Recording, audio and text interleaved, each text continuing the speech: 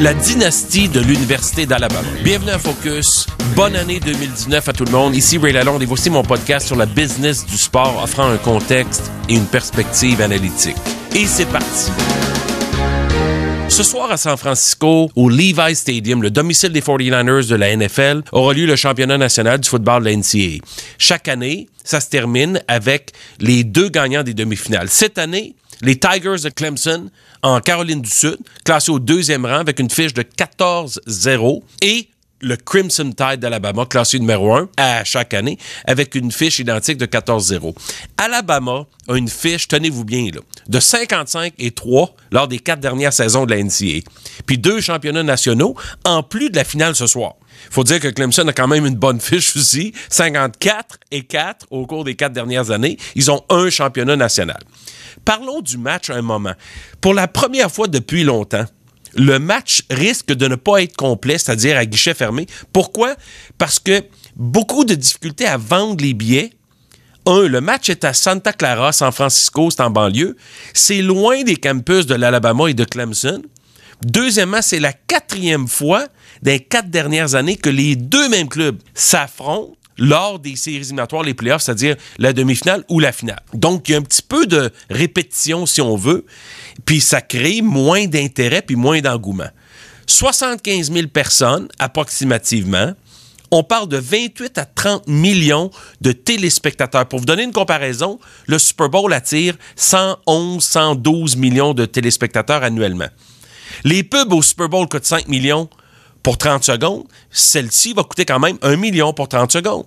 Alors, c'est énormément d'argent dans ce match-là, qui est la finale, puis il y a énormément d'émotions de la part du public américain attaché au football universitaire. Pour vous donner un autre exemple en termes de l'aspect financier autour de ça, ESPN a dépensé 7,3 milliards de dollars US pour 12 ans de diffusion pour les droits des playoffs, c'est-à-dire 3 matchs par année.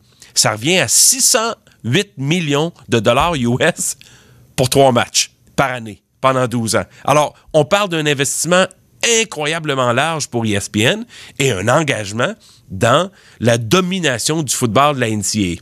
À titre comparatif, la Ligue nationale de hockey reçoit 433 millions de dollars par année de Rogers, puis 200 millions de dollars par année d'NBC.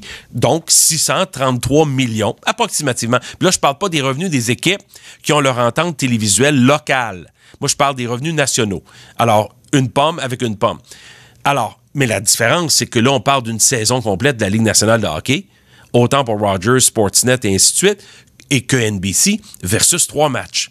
C'est pour vous parler de l'ampleur du football universitaire américain. Alors, revenons au match de cette année, là, pour vous dire encore une fois que le problème, c'est la demande de billets, qui est beaucoup moins élevée, qui va faire en sorte que pour la première fois, on peut rentrer à un prix là, qui va tourner autour de 100 $, qui est très raisonnable pour un match de ce calibre-là. Le stade des 49ers, c'est un des stades les plus avancés technologiquement, puis ça va être exceptionnel, mais la région de San Francisco, San Jose, Santa Clara, et ainsi de suite, c'est relativement populaire pour les équipes professionnelles, les Warriors de la NBA, les Raiders d'Oakland, les Sharks de San Jose, bien entendu, les 49ers, mais moins populaire pour les équipes universitaires. L'université la plus célèbre qui est là-bas, c'est Stanford. C'est une bonne équipe, une école extraordinaire. Cal, l'Université de Californie, qui est à Berkeley, pas trop loin non plus. Mais les deux n'attirent pas des grandes foules non plus pour le football. À titre comparatif, là, c'est pas des 70-80 000 personnes non plus. La dynastie du Crimson Tide, c'est un peu mon objectif aujourd'hui. C'est de vous dire que il y a rarement une dynastie aussi virulente, aussi réelle et concrète que celle d'Alabama dans le sport général aujourd'hui. Chez les professionnels, le sport fait en sorte qu'il y a énormément de parité, beaucoup d'égalité. C'est difficile de gagner plusieurs fois au cours de plusieurs années et même difficile de répéter un championnat. Alabama a gagné en 2010, 2012, 2013, 2016 et 2018. Puis avait perdu la finale en 2017. Là, on est en 2019. Alors, vous voyez comment ça se répète souvent. Nick Saban, le coach d'Alabama, ultra payé. 7,5 millions de dollars en salaire, un bonus de 4 millions. Ça fait approximativement 11,5 millions de dollars US pour un entraîneur de football universitaire. Il tente de remporter son 6e championnat en 12 ans à Alabama et rejoindre, dépasser Bear Bryant, le légendaire coach d'Alabama dans les années 60-70. Et Alabama tente de remporter son 18e titre de l'histoire. Je pense qu'ils ont joué à peu près 115 ans de football. 18e titre. Alors, pensez à ça, là. C'est une domination au fil d'un siècle complet. Aujourd'hui, c'est très difficile de répéter des championnats. Pourquoi? Parce que les autres s'ajustent rapidement. Parce que les autres écoles, les autres institutions, les autres programmes professionnels aussi sont rarement derrière longtemps. Parce que si tu as un avantage compétitif, l'autre va le rattraper tout de suite après. Parfois, tu as des années où tu recrutes bien au niveau universitaire, mais il y a énormément de joueurs de high school aux États-Unis que c'est une panoplie et à un moment donné, toutes les équipes sont capables de s'accaparer des joueurs de grand talent. La question, c'est le développement, c'est le recrutement, c'est les infrastructures.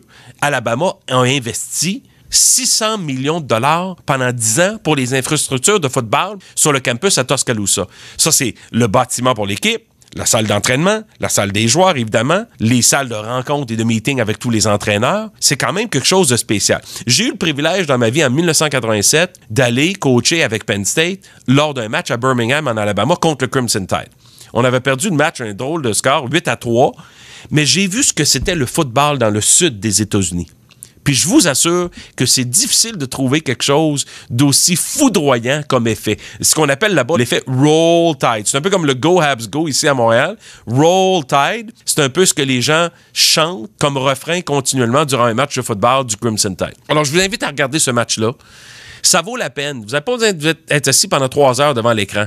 Mais vous allez voir un peu, encore une fois, ce que ça représente, la force, l'impact, la magnitude, l'ampleur du football universitaire américain et la force et la dynastie de Nick Saban et du Crimson Tide de l'Alabama.